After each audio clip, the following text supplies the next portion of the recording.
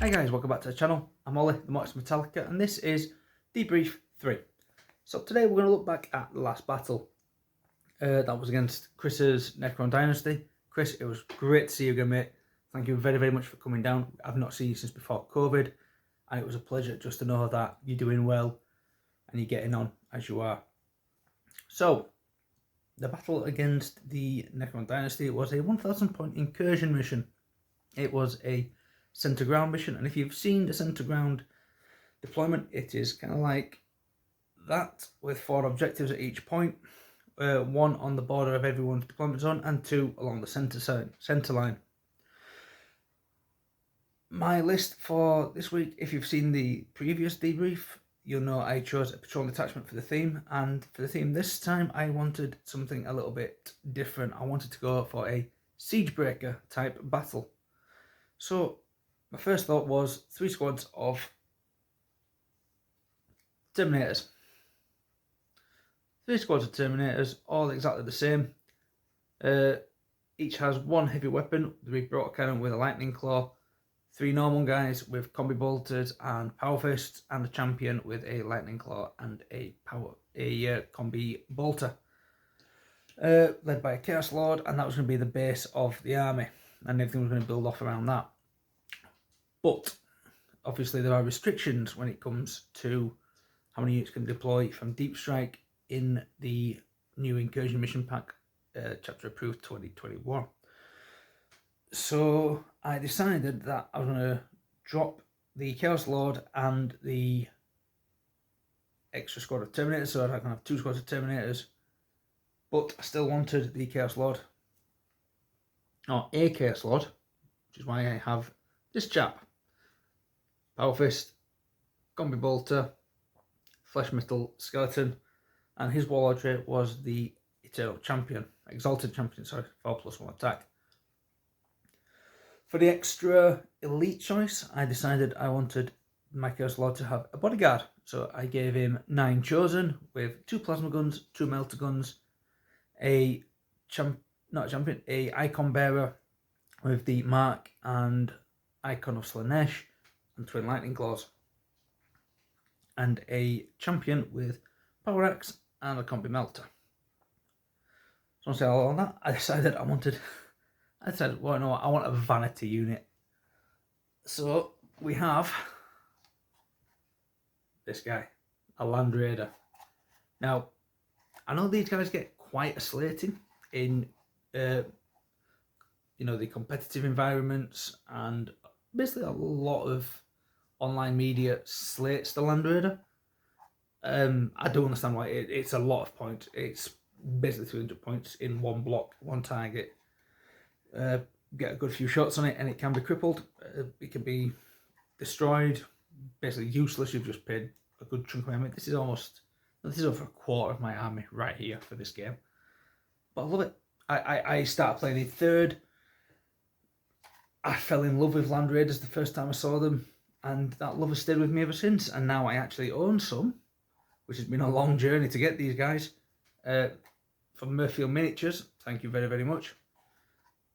A bit of love and care, doing a bit of the repair work. I can't say anything. I love it. It's my vanity unit. A mobile bunker. Nice ride for a Chaos Lord, ironically enough. So when I had all was said and done with all those points, I only had, I think it was 120 points left. So I could either get 1 Chaos Space Marine squad or another similar unit to hold the backfield. And I did seriously consider putting in a Venom Crawler. Something that could scurry up the battlefield, try and take objectives, nip away at things. But I wanted something that could hold objectives in my deployment zone and perhaps take something that the Chaos Lord, his bodyguard, the Land Raider, has cleared of enemies and then can be taken by another unit. So I decided I wanted cultists. Now, this guy is a standard bearer in my Traitor Militarum, but I thought he makes a very cool champion. So I got 2 squads of these to hold objectives in my deployment zone and nearby. For my secondary objectives, I had engage on all fronts, And I think, what was the other one? I can't remember now, but it doesn't matter because I didn't really score any points on that one. And we always have Centre Ground, which is a mission objective. That's, like I said, that's the thing on the channel. We want to try and use mission-specific secondary objectives when we can. And it just makes it a little bit of a better option if we can. It was Grind Them Down was my other secondary objective, where you have to kill more of the enemy in a battle round than you lose. I don't know why I picked that with Necrons. It was on hiding to nothing really, was that particular objective. Yeah, that was pretty bad choice by me. Chris's Army. Chris's Army was a Vanguard detachment again, with Shard led by an Overlord. He had 2 squads of Necron warriors. He had 2 squads of Scarab bases, 4 bases in each. They were really cool, really nice to see. A unit of Leech Priests with shields and swords. A Assassin with the 6 arms, the 6 pistols. He looks a really cool model. I like him. I really like a lot of the work Neodox have done with the Necrons. I think they look amazing. And then a Shard of Catan the Nightbringer. Oh, I hate Catan.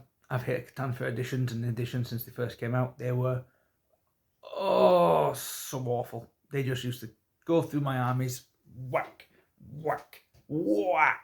Thanks very much for coming. So I learned to hate them. I had an absolute hatred of them. But Chris has done such a fabulous paint job. It looks like a ghost. It's incredible to see, and I think it's just such a beautiful model. Again, it's probably one of the best sculpts that Games Workshop have ever done. In my personal opinion, is the Nightbringer. I think it looks incredible.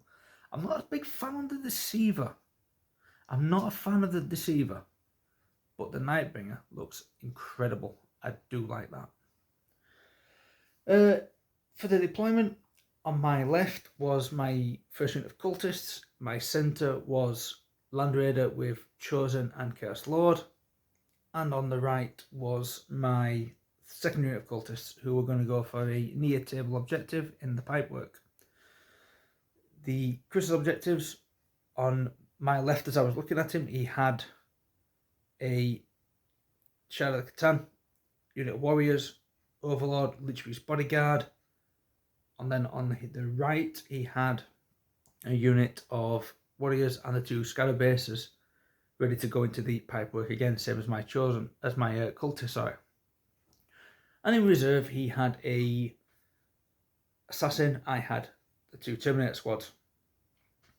Now, the 2 Terminator squads in reserve cost me 4 CP. So obviously the original plan of the 3 squads with Chaos Lord couldn't work because I didn't have the CP to pay for everything. To be absolutely honest with you. And I honestly think it's better listed this way. It is slightly more balanced. I'm going to be honest. I think it is a slightly more balanced list, this version. And it doesn't look like the Terminus S lists. You know, all the Terminators with a certain named character leading them in a certain legion. And, you know, it's fun. I like the idea of deep striking Terminators. So the original plan is Chosen. I'm going to go up the middle of the board. I'm going to try and get everything to come at us. We're going to try and take out the Nightbringer, and if we get lucky by doing that, between the Chosen and the Land Raider, we're going to try and go after holding off his warriors and maybe even the Overlord and his bodyguard from the central objective that's closest to Chris. While my cultists on my right are going to try and secure the objective in the pipework, and the cultists on my left secure the objective on my side. So we're going to try and go for 2 objectives, deny him 1, and we're going to try and rack up domination, where we're getting 15 victory points a turn, because you get 5 points for 1 objective, 10 points for 2 objectives, and an extra 5 points if you control more than your opponent. So it's just about trying to deny Chris the 3rd objective. That was it. I wanted 2, and I wanted to deny Chris 1. I thought I can mathematically take that, for the game, I can focus on just holding my ground. Because if I take one objective or deny Chris one objective, I can then try and rush reinforcements to the cultists if they need it, either through the Terminators or the Chosen. Best laid plans. So on to the game. The first turn, Chris got the first turn, so immediately he has the initiative. And he made one move which completely threw me off to begin with because I didn't expect it, and that was the Catan when on the back of a patch of woodland going after my objective. I'll be honest, I didn't see that coming. I thought that was going to come straight for the Land Raider. I had hoped he was going to do that because then I could jump out with Chosen, the Chaos Lord, the Land Raider, and just go for him. Just try and kill him the first turn. But Chris was quite smart. He went around that way while the Warriors, the Leech Priest, and the Overlord went for the central ground objective. His Scarabs entered the pipework, and his other Warrior squad just moved up to make sure the objective on his deployment zone edge was very, very secure. My first turn was a little bit of a reactionary one. I just moved the Land Raider up a little bit because obviously Chris hadn't come forward the way I expected him to, so I jumped out the Chaos Lord to try and give my guys a bit of a buff. It didn't work. The shoot was terrible. The -1 to hit for shooting through the woodland just killed me. I was rolling threes when I needed obviously the 4s. It was just so hard to kill. It was just so hard with those particular dice rolls, but it was very smart of Chris. It was a very good game move. Second turn, he kept his assassin off the table. He was waiting for me to make the move with the Terminators. His Warriors went up and secured the central objective. Obviously, being troops, they have objectives secured, so I have to wipe them out. I don't have my own troops to contest. The Overlord and his Leech Guard moved up behind them in support. And again, this is a very, very smart move by Chris. The Nightbringer went after my cultists on the objective again. And what he's doing, and it's very, very clever, is he's stringing me out with these 3 target priorities. I've got 3 targets and I need to get rid of them all. But I can't. I can't get rid of them all. And I fell for it. I fell for it. Hook, line and sinker. I tried to do too much with too little in my second turn. I deep struck my Terminators into his backfield. So I started racking up my secondary objective points. But in the centre, I disembarked my Chosen from the Land Raider, moved them and the Chaos Lord forward. The Land Raider repositioned to try and keep the Catan in sight for more gunfire. Again, I'm not going to blame the dice rolls. They were bad. They were what they were. But it was a credit to Chris that he kept me strung out like he did. And then my Chosen, I tried to do too much. Veterans of the Long War and Endless Cacophony for their Mark of Slanesh doesn't help.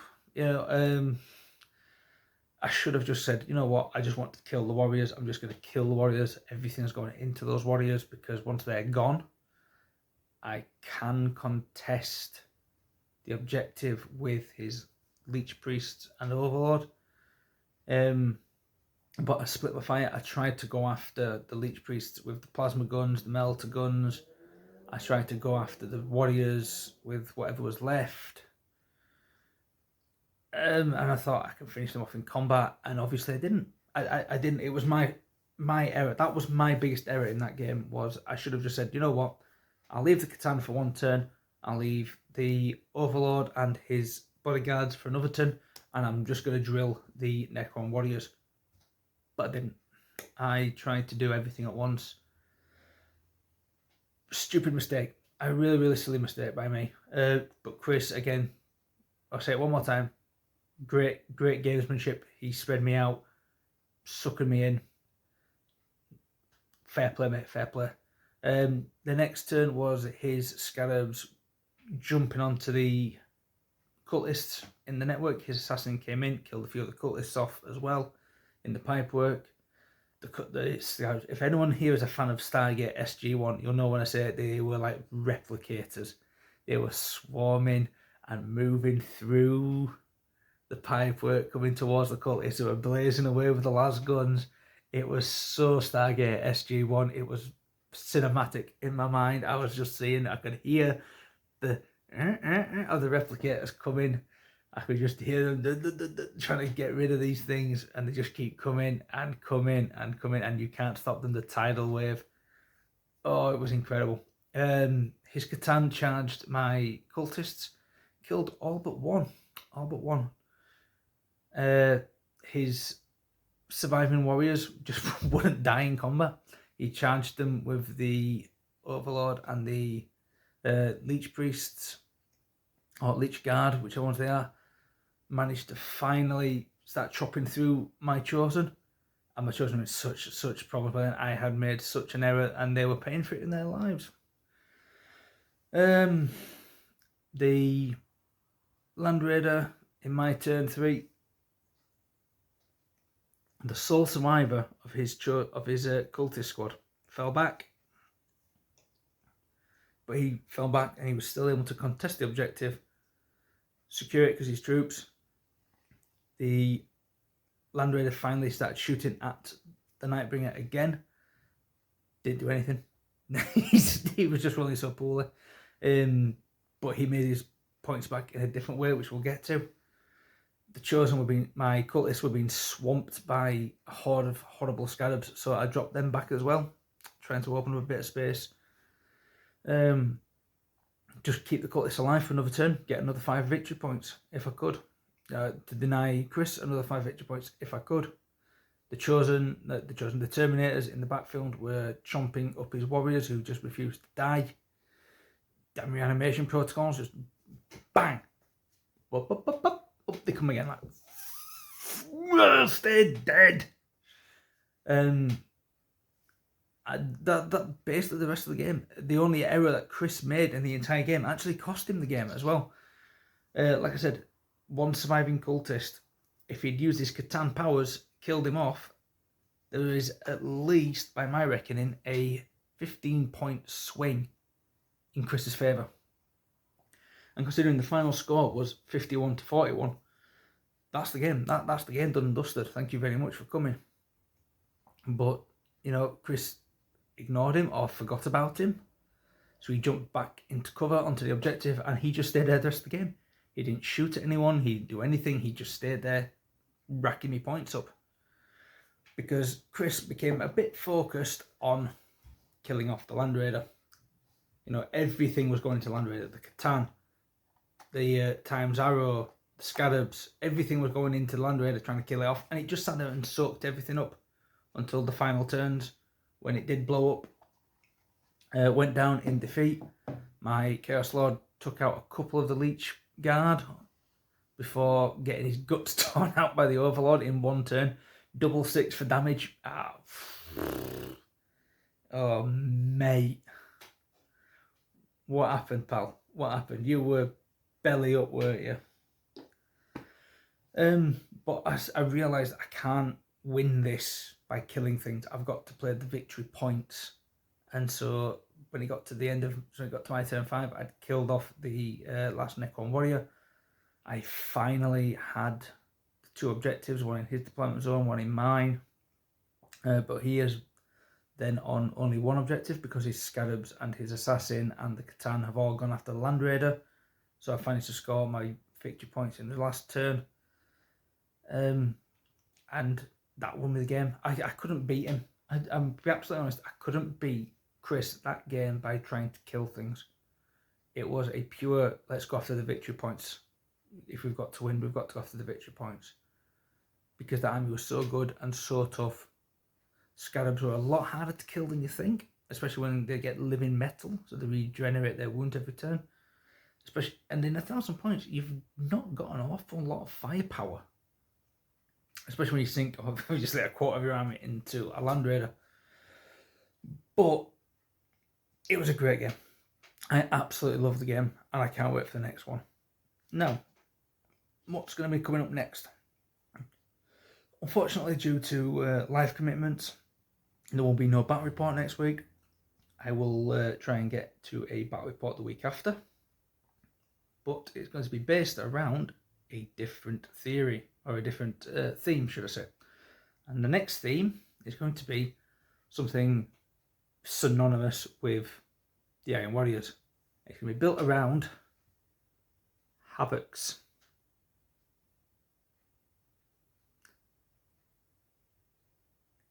Little painless out.